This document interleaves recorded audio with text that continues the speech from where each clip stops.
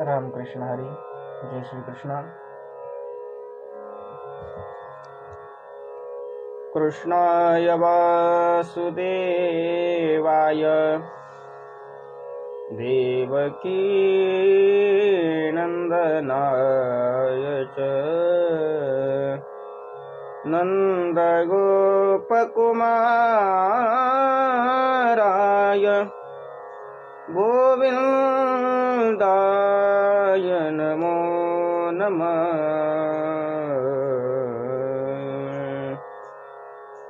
योऽन्तः प्रविश्य मम वाचमिमां प्रसूप्ताम् सञ्जीवयत्यखिलशक्तिधरस्वधाम्ना अन्यांश्च हस्तचरणश्रवणत्वगादीन् प्राणान्नमो भगवते पुरुषाय तुभ्यम्. सीतानाथसमारम्भा श्रीरामानन्दार्यमध्यमा अस्मदाचार्यपर्यन्तां वन्दे गुरुपरम्परा. गौराङ्गं रसमयं नित्यं रसाचार्यरसोत्सुकं श्रीरामहर्षणदेवाख्यं सद्गुरुं प्रणमाम्यहम्.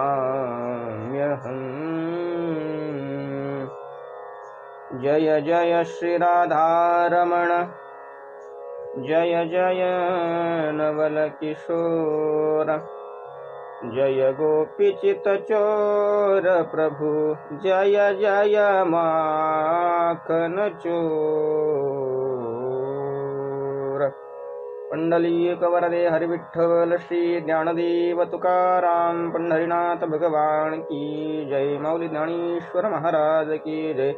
जगद्गुरु तुकाराम महाराज की जय. श्रीमद् भागवत महापुराण की जय.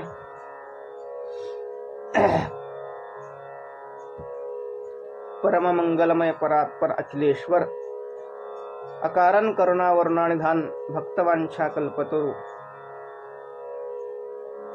भगवान गोपाल कृष्णाची वाङ्मयी प्रतिमूर्ती श्रीमद भागवत महापुराण आणि त्या श्रीमद भागवत महापुराणा अंतर्गत प्रथम स्कंदातील जे मुख्य श्रोता आहेत परीक्षितजी महाराज, त्या परीक्षितजी महाराजांचं चरित्र आज आपण पाहणार आहोत.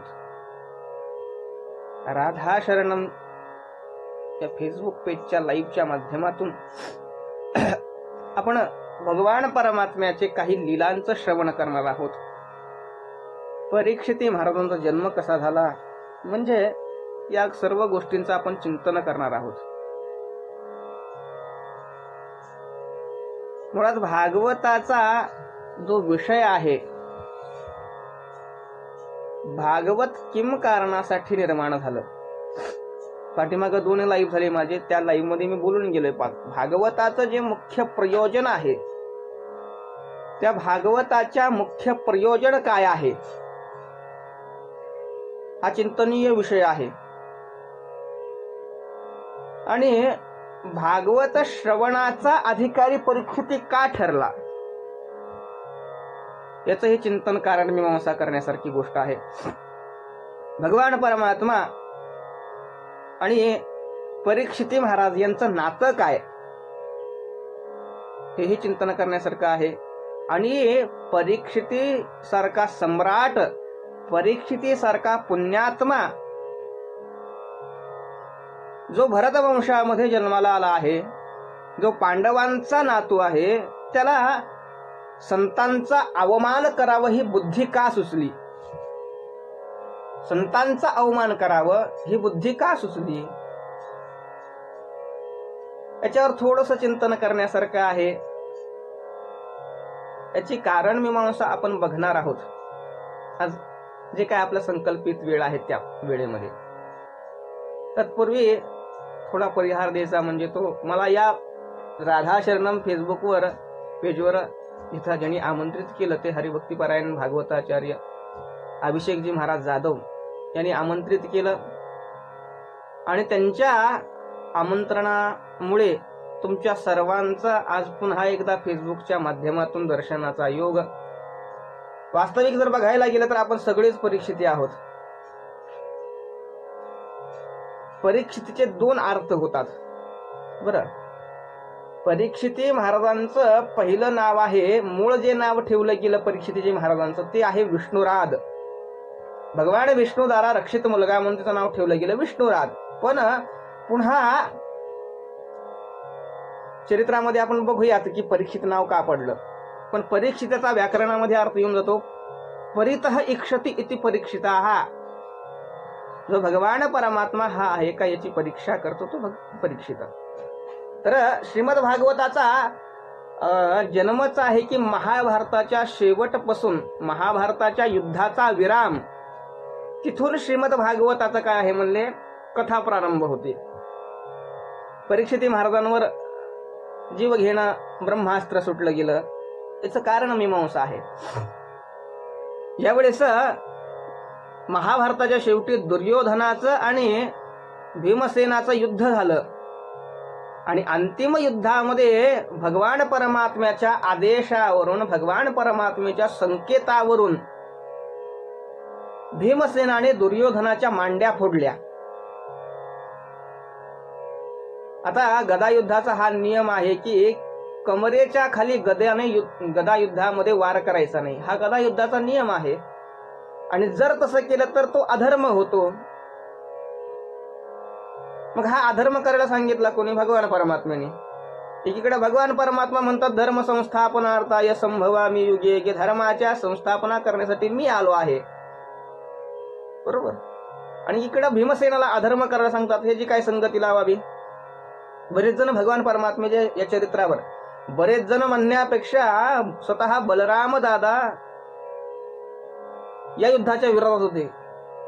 तर त्याचं एक साधं सरळ समाधान आहे. श्रीमद महाभारतावर एक टीका येऊन गेली मध्वाचार्य अंतर्गत किंवा अन्य दक्षिण भारतामध्ये ही टीका पाहायला मिळते. त्या टीकेमध्ये असा स्पष्ट उल्लेख आहे दुर्योधन ज्यावेळेस बलराम दादाकडून युद्धनीती शिकत होता गदा युद्धाची त्यावेळेस बलराम दादाकडून त्यानं असा एक डाव शिकला होता की खाली मुंडकं आणि वर पाय करून तो युद्ध करायचा. खाली मुंडकं वर पाय करून तो युद्ध करू शकत होता आणि भीमसेनासोबत युद्ध करते वेळेस तोच डाव त्यांनी अवलंबला. खाली मुंडकं केलं वर पाय केले. त्यावेळेस भगवान परमात्म्याने भीमदादाला इशारा केला भीमा आपला नियम काय आहे? कमरेच्या खाली वार करायचा नाही. आता कमरेच्या खाली काय आहे? पूर्ण त्याचं मुंडकं आणि काय आहे म्हणले पोट अगदी आधी आहे. कमरेच्या वर काय आहे? मांड्या गुडघ्या आहेत. मार अधर्म होत नाही. म्हणजे भगवान परमात्मा कुठल्याही परिस्थितीमध्ये आपल्या वाक्याला तडा जाऊ देत नाहीत. अशा भगवान गोपाल कृष्णाच्या जीवनामध्ये अशा अनेक कथा आहेत, असे अनेक प्रसंग आहेत जिथं सामान्य दृष्टीने बघायला गेलं तर अधर्म वाटतो. पण अभ्यासपूर्वक जर अनेक ठिकाणचा अभ्यास केला तर तिथं भगवान परमात्मा अधर्म करतात असं कुठंही दिसत नाही. भीमसेनानं मांड्या फोडल्याबरोबर दुर्योधन अत्यंत व्याकुळ आहे, तळमळायला लागलाय. आणि अशा व्याकुळ अवस्थेमध्ये अश्वत्थामा द्रोणाचार्य पुत्र अश्वत्थामा दुर्योधनाजवळ आलाय आणि म्हणायला लागला महाराज तुम्ही आतापर्यंत जेवढे सरसेनापती प्रधान सेनापती नियुक्त केले ते सगळे शरीरानं तर म्हणले पण तुमच्याकडे होते पण मनानं सगळे पांडवाकडे होते. तुम्ही म्हणायला लागलात हे का सांगायला लागलात? ही भागवताची भूमिका आहे. भागवत निर्माण का झालं ही भूमिका आहे भागवताची. ही भूमिका लक्षात घेतल्याशिवाय परीक्षिती महाराज लक्षात येणार नाहीत तुमच्या. आधी भागवताची भूमिका बघा.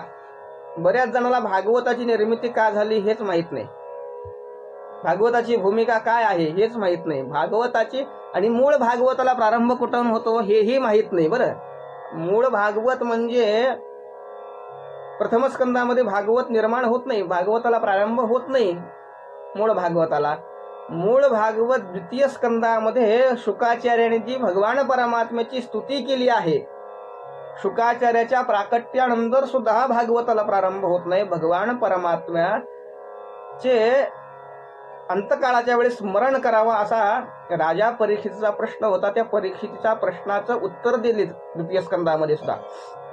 आणि मूळ भागवत प्रारंभ होतं नमः परस्मय पुरुषाय भूयसे.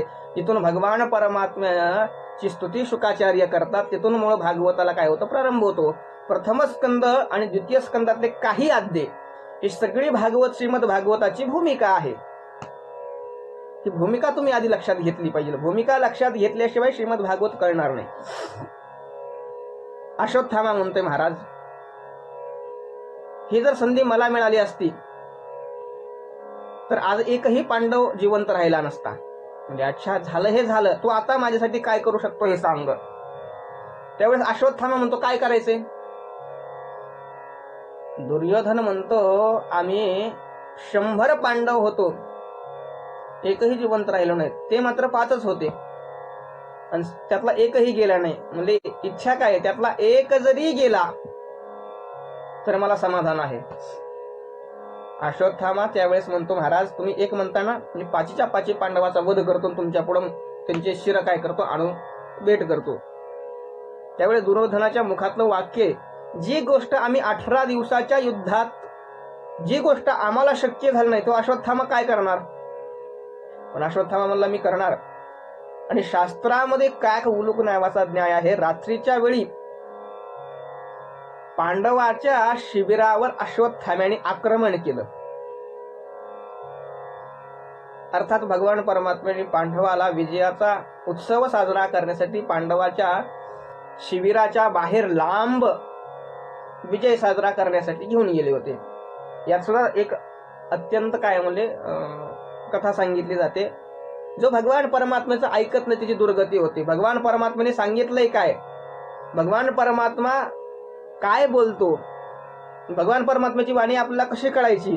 तर श्रीमद भागवताच्या 6ष्टम स्कंदामध्ये एक श्लोक येऊन जातो. अजामेळाचं चिंतन करत असताना अजामेळाच्या चरित्रामध्ये भगवान विष्णूंचे पार्षद यांना यमराजाचे दूत सांगतात भगवंताची वाणी काय आहे. भगवंताची वाणी आहे वेदामध्ये प्रतिपादन केलेलं, शास्त्रामध्ये प्रतिपादन केलेलं. याचं जे अनुकरण करतात ते भगवान परमात्म्याने सांगितलेल्या वाणीनं काय करतात म्हणजे प्रतिपादन करतात. जो भगवान परमात्म्यानं सांगितलेल्या वाणीचं आचरण करत नाही त्याची दुर्गती होते. श्लोक येऊन होतो वेद प्रणहितो धर्मा धर्मस्तद विपर्यया. वेदानं सांगितलेल्या मार्गावर क्रमण करणं हीच भगवान परमात्म्याची वाणी आहे. त्या भगवान परमात्म्याच्या वाणीचं अनुकरण करणं हे समस्त जीवाचं काय आहे म्हणले आद्य कर्तव्य आहे. म्हणजे धर्मानं आचरण करणं हे आद्य जीवाचं काय आहे म्हणजे कर्तव्य आहेत. जे भगवान परमात्म्याचं ऐकत नाही त्यांची मात्र दुर्गती होते.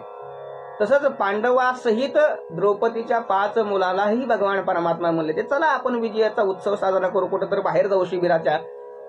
त्यावेळेस ते पांडवाचे 5ही पोरं म्हणले महाराज तुमच्या म्हाताऱ्यामध्ये आमचं काय काम आहे, तुम्ही म्हातारे जा म्हणे. आणि भगवान परमात्म्याचं ऐकलं नाही. आणि त्या दिवशी जिथं पांडव झोपत होते आपल्या शय्येवर, त्याच शय्येवर ते 5 पोरं झोपले. अश्वत्थाम्यानं आक्रमण केलं, 5 जणांचे शिरच्छेद केला. दुर्योधनाला आणलं. दुर्योधनाला दाखवल्यानंतर दुर्योधन अत्यंत व्याकुळ आहे. दुर्योधनाच्या जीवनामध्ये असा कुठेच प्रसंग दिसणार नाही की जिथं दुर्योधनाच्या डोळ्यातून अश्रू आलेत. तुम्ही दुर्योधनाचं जर चरित्र बघितलं तर एकही ठिकाणी दुर्योधन रडलेला दिसला नाही. पण आज दुर्योधनाच्या नेत्राद्वारे काय झाले म्हणजे अश्रू यायला लागलेत. का? अश्वत्थाम्याला दुर्योधन म्हणते बेटा माझं वैर पांडवाशी होतं, पांडवाच्या मुलाशी नव्हतं.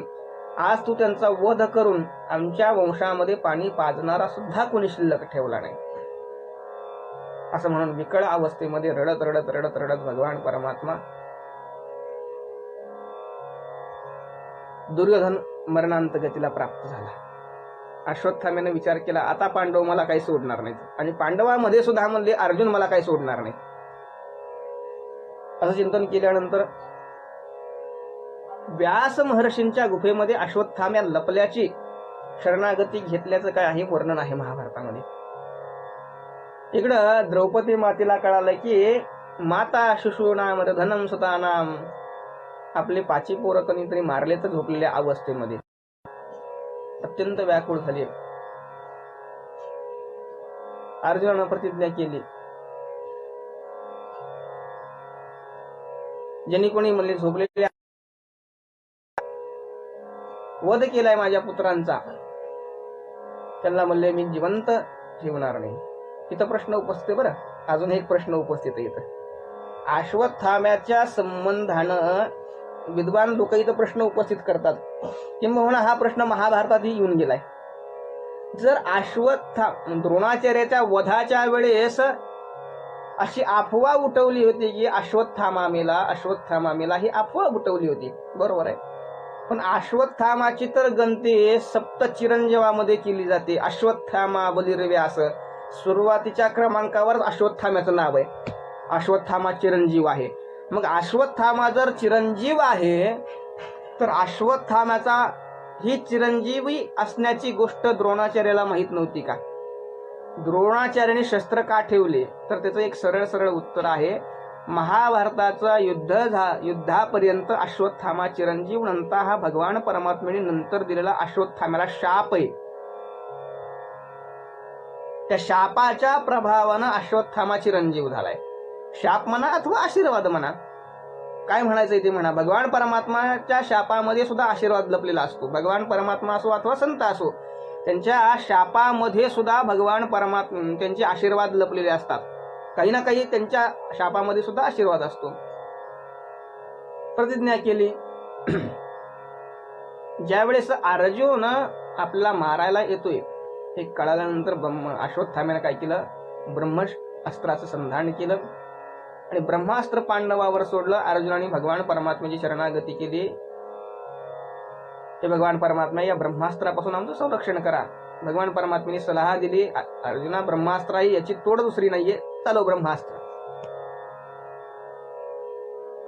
आता इथं कथेमध्ये थोडासा बदल पडतो. महाभारतामध्ये तेच ब्रह्मास्त्र फिरवलं आणि उत्तरेच्या गर्भावर सोडल्याची कथा येते. पण श्रीमद भागवतामध्ये असं वर्णन आहे की दोन्ही ब्रह्मास्त्र एकमेकाला येऊन काय केले, धडकले आणि दोन्ही ब्रह्मास्त्राचा प्रभाव शांत झाला.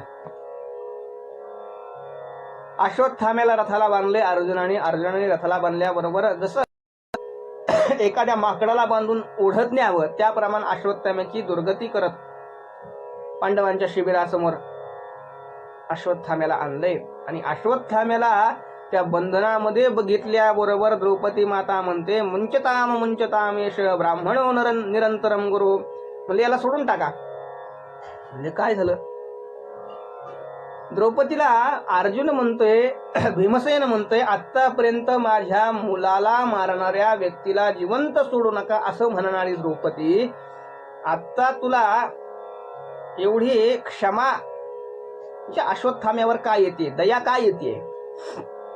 त्यावेळेस द्रौपदी म्हणते याचे 2 कारण आहेत. मला अश्वत्थाम्यावर दया येते याची 2 कारण आहेत. एक, हा तुमच्या सगळ्यांचा काय आहे म्हणले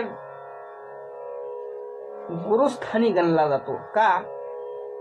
गुरुच्या नंतर गुरुच्या मुलांना, श्रीगुरूंच्या मुलाला श्रीगुरूंच्या जागेवर मानावं असं शास्त्रवचन आहे.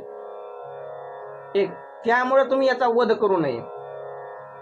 बरं, अजून एक कारण आहे की हा ब्राह्मण आहे त्यामुळे तुम्ही याचा वध करू नये. आणि तिसरा अजून एक कारण सांगितलं जातं की द्रौपदी असं म्हणते की मला याच्यावर दया येत नाही, बिलकुल मला याच्यावर दया येत नाहीये, मला याच्या आईवर दया येते. का? अश्वत्थाम्याची आई जे पती तर म्हणले 18 दिवसाच्या युद्धामध्ये वीरगतीला प्राप्त झाले तर, आणि आता आपण यालाही मारलं तर पुत्रवियोगाचं दुःख काय असतं हे मी आता अनुभवते, म्हणून मला याच्या आईवर दया येते, म्हणून याला सोडून टाका. युधिष्ठिर द्रौपदी यांची एकमत झाले. कथा थोडस पुढे घेतो. या कथेमध्ये जास्त हे नाहीये, फक्त प्रस्तावना सांगायची म्हणून कथा सांगतोय. पण शेवटी भगवान परमात्म्याला सगळ्यांनी सांगितलं, भगवान परमात्म्या आमच्यामध्ये काय थोडा मतामध्ये विस्कळीतपणा व्हायला लागलाय आम्ही सर्वस्वी तुझ्यावर भार घालतो, तू सांग काय करायचं ते. त्यावेळेस भगवान परमात्म्याने सांगितलं, मी शास्त्रवचन सांगतो बरं. शास्त्रवचन भगवान परमात्म्याने सांगितलं, ब्रह्मबंधुर्न हंतव्यम आतताई उदाहरण. शास्त्र असं वचन सांगतं की ब्राह्मण कितीही अधम असला तर त्याचा वध करू नये. पण शास्त्र असंही सांगतं की आता ताई कोणी का असणार त्याचा वध करावा. सो अश्वत्थामा ब्राह्मण आहे, त्याचा वध करू नका. पण हा आता ताई आहे, झोपलेल्या अवस्थेमध्ये तुमच्या मुलांचा वध केलाय, त्याला मारून टाका. सगळे पांडव म्हणाले, देवा तू मला नेहमी वाकड्यातच का शिरतो, म्हणजे सरळ गोष्ट तुला सांगू वाटत नाही का. भगवान परमात्मा म्हणाले, मी नेहमी वाकडाच आहे म्हणले लहानपणापासून. हे बघा म्हणले, मी शास्त्र वचन सांगितले, तुम्हाला जे करायचे ते करा. भगवान परमात्मा अर्जुनाची परीक्षा बघायली होते. कारण गुरुजींनी पाठ्यक्रमातला अभ्यासक्रम शिकवल्यानंतर गुरुजी जशी विद्यार्थ्याची परीक्षा घेतायत, तसं भगवान परमात्म्याने अर्जुनाच्या कानामध्ये आत्ताच एवढं गीतेचं ओतप्रोत ज्ञान ओतलं होतं. त्यातलं काही सूत्र अर्जुनाला लक्षात राहिलं का नाही पाहण्यासाठी म्हणजे अर्जुनाची परीक्षा घेतली. अर्जुन म्हणायला लागला, देवा मला तुम्हाला काय म्हणायचं हे समजलं. म्हणले काय. गीतेतल्या 2ऱ्या अध्यायातलं सूत्र लक्षात आलं, संभावितस्त्या कीर्ती मरणात गतिरच्यते. सन्माननीय पुरुषाचा अपमान केल्यानंतर, सन्माननीय पुरुषाचा त्याग केल्यानंतर त्याला मरण्यासारखी गती प्राप्त होते. सो ब्राह्मणाचा अपमान कशात आहे. ब्राह्मणाचा अपमान 2 गोष्टीमध्ये, एक तर ती शिखा कापावी, त्यात ब्राह्मणाचा अपमान आहे. नाही, दुसरा अपमान असा आहे की जिथं सभा भरली असेल तिथं भरलेल्या सभेमध्ये ब्राह्मणाला हाकलून देणं, हा ब्राह्मणाचा अपमान आहे. अश्वत्थाम्याची शिखा काढली, त्याच्या मस्तकावर एक मणी होता, तो मणी काढून घेतला आणि त्याला शिबिरातून धक्के मारून बाहेर काढून दिलं. आता वास्तविक बघायला गेलं, अश्वत्थाम्यानं पांडवाचे आभार मानायला पाहिजे होते की मरण्यासारखं काम केलं, परंतु मला पांडवांनी सोडून दिलं. परंतु तुझी जी कुबुद्धी आहे, काही प्रमाणामध्ये कलियुगाचा सुद्धा प्रभाव अश्वत्थाम्यावर पडला म्हणायला काही अडचण नाही. तो प्रभावाच्या दृष्टिकोनातून त्यानं पुन्हा ब्रह्मास्त्राचं संधान केलं. ते ब्रह्मास्त्र उत्तरेच्या गर्भावर सोडलं आणि उत्तरेच्या गर्भावर सोडल्याबरोबर जी उत्तरा आहे ती उत्तरा भगवान परमात्म्याचा धावा करायला लागली. पाहि पाहि महायोगीन देव देव जगतपते. हे देवा, या ब्रह्मास्त्रापासून माझं रक्षण करा. मला माझ्या मरण्याची चिंता नाहीये, परंतु माझ्या पोटामध्ये जो भरत वंश वाढतोय, कुरुवंश वाढतोय, पांडवाचा शेवटचा जो कुलदीपक आहे तो वाढतोय, त्याला वाचवा. हा जर गर्भ नष्ट झाला तर म्हणजे पुन्हा पांडवाचा संपूर्ण वंश काय झाले बुडून जाईल.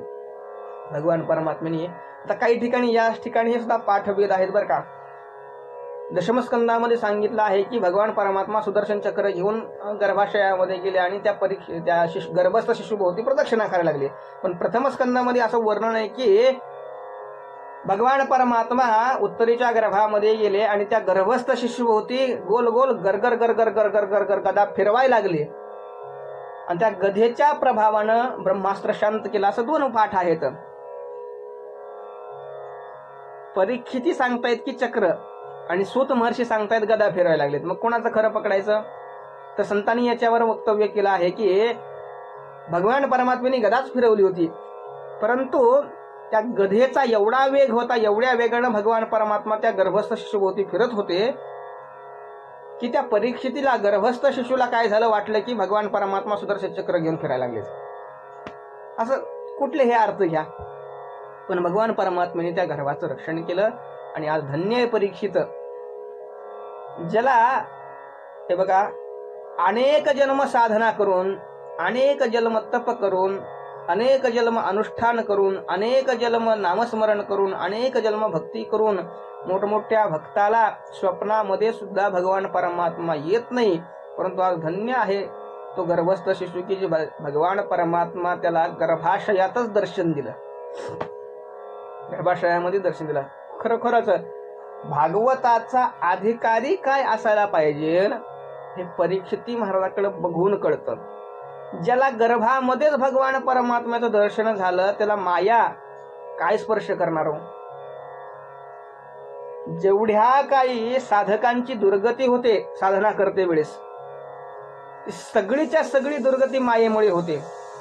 मायेच्या पाठीमाग विकार येतात, विकाराच्या पाठीमाग विषय येतात, विषय आल्यानंतर त्रिगुण, त्रिगुणाच्या पाठीमाग विषय, विषय हे क्रम कसाही लावा, उलटा सुलटा क्रम लावा, कसाही क्रम लावा.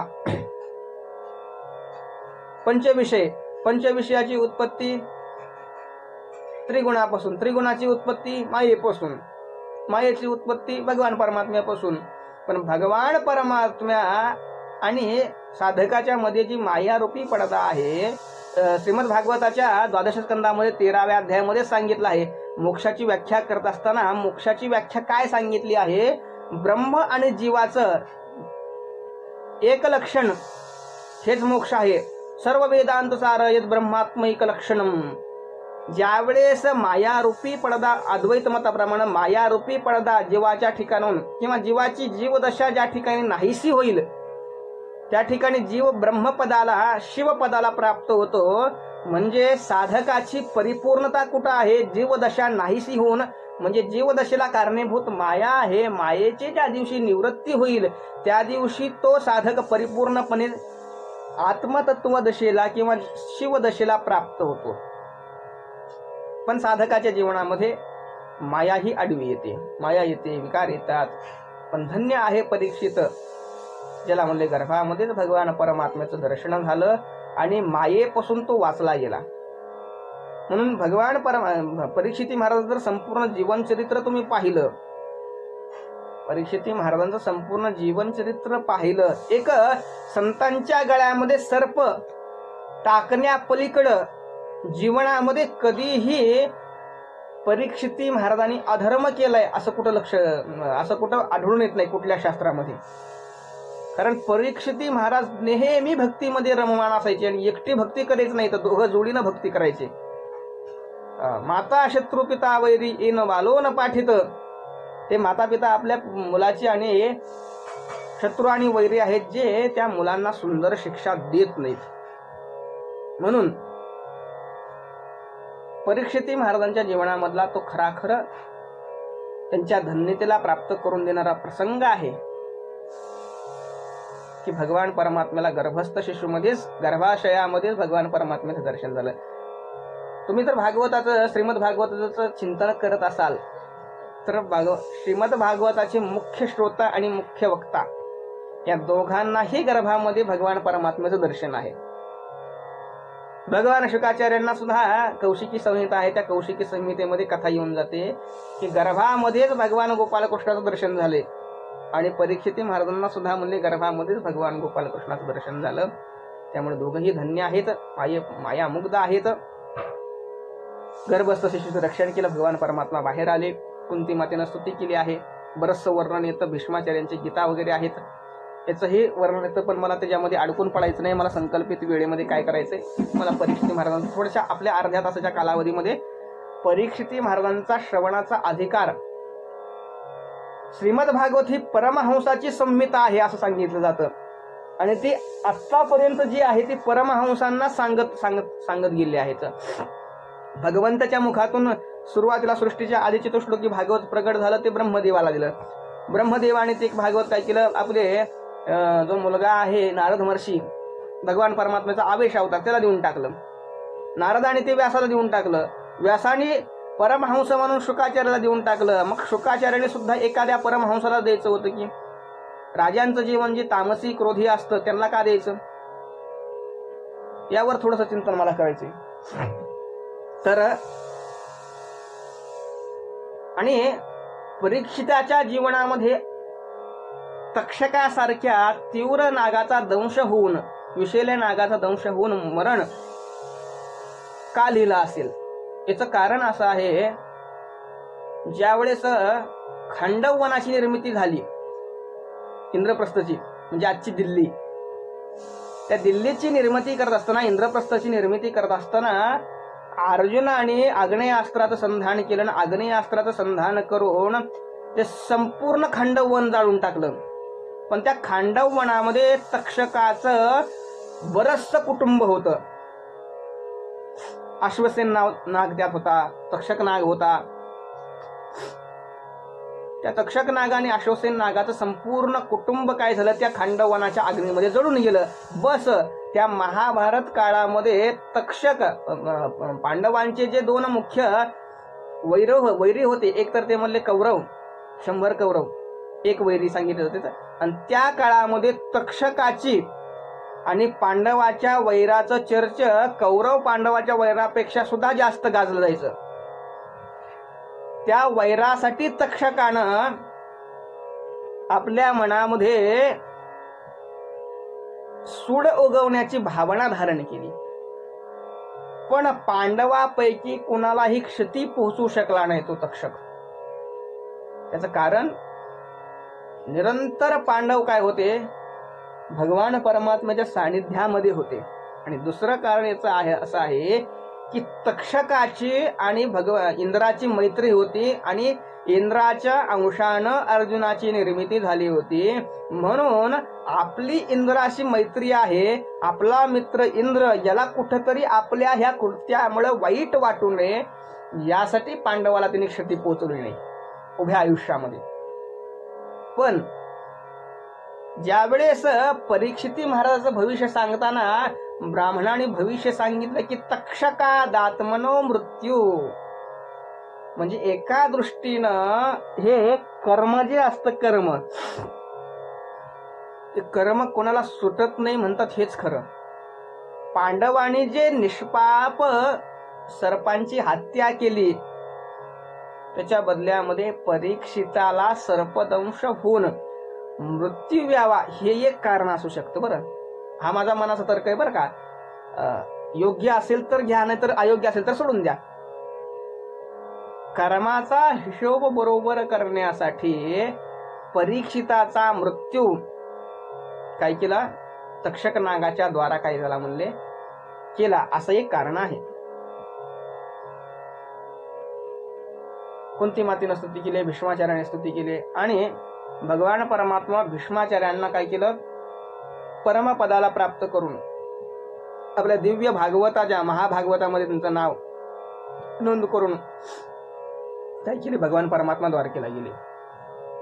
आणि कालांतरानं ज्या गर्भामध्ये गर्भस्थ शिशूचं रक्षण भगवान परमात्म्याने केलं होतं, कालांतरानं तो गर्भ काय झाला म्हणजे प्रसूत झाला. मोठमोठे ब्राह्मण आले, ब्राह्मणांनी या बालकाचं भविष्य सांगायला चालू केलं. आता भविष्यकाराचा एक नियम आहे बरं, भविष्य सांगत असताना आधी त्या भविष्य पत्रिकेतले उत्तम उत्तम गुण सांगावे. जे सद्गुण आहेत ते आधी पत्रिकेमध्ये सांगत असताना सांगावे, आधी दुर्गुण सांगायचे नाहीत कधीच. कारण जर दुर्गुण सांगत बसताल तर दुर्गुण सांगितल्यामुळं ते काही अंश दुर्गुण सांगणाऱ्याच्या अंगलट येतात. त्यामुळं शक्यतो भविष्य सांगत असताना पत्रिकेतले सद्गुणच सांगावे, दुर्गुण असतील तर ते काय करावे, झाकूनच ठेवावे. तसं परीक्षिताचे गुण सांगत असताना सांगितलं की हा म्हणले कर्णासारखा उदार असेल, मर्यादा पुरुषोत्तम प्रभू रामचंद्रांसारखा मर्यादित असेल. आपले दोन्ही अर्जुन, सहस्रार्जुन आणि अर्जुन यांच्यासारखा काय असेल म्हणले धनुर्धर असेल. भीमसेनासारखा काय असेल म्हणले गदा युद्धामध्ये निपुण असेल, बलाढ्य असेल. आपले आजोबा म्हणजे युधिष्ठिरासारखा धर्मशील असेल. राजा हरिश्चंद्रासारखा सत्य प्रतिज्ञ असेल. इक्ष्वाकू सारखा पशूंवर प्राण्यांवर दया करणारा असेल. परीक्षिताच्या राज्यामध्ये कधीही कुठल्याही जीवाची हिंसा झाली नाही, कधीच कुठल्या जीवाची हिंसा परीक्षिताच्या राज्यामध्ये झाली नाही असं सांगतात. परीक्षिताच्या राज्यामध्ये जे कलियुगाला अनुरूप अशा गोष्टी आहेत, द्यूतम पानम स्त्रियः सूना, द्यूत कधी झालं नाही परीक्षिताच्या राज्यामध्ये, हिंसा कधी झाली नाही परीक्षिताच्या राज्यामध्ये, मदिरापान आणि मांस भक्षण परीक्षिताच्या राज्यामध्ये कधी झालं नाही,